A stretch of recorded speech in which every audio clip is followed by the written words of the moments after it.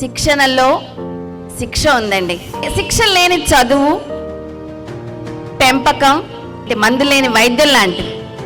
కొంతమంది పేరెంట్స్ ఏంటంటే మార్క్స్ అడుగుతారండి. మా అమ్మాయికి ఎందుకు మార్క్స్ తగ్గాయి?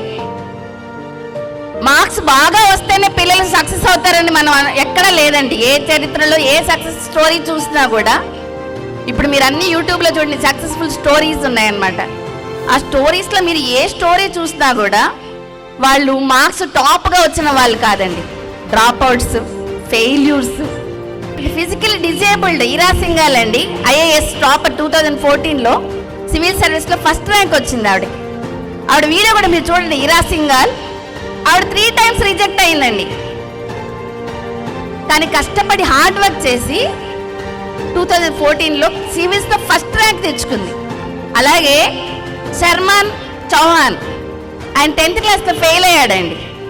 ఆయన కలెక్టర్, ఐఏఎస్ అయ్యాడు.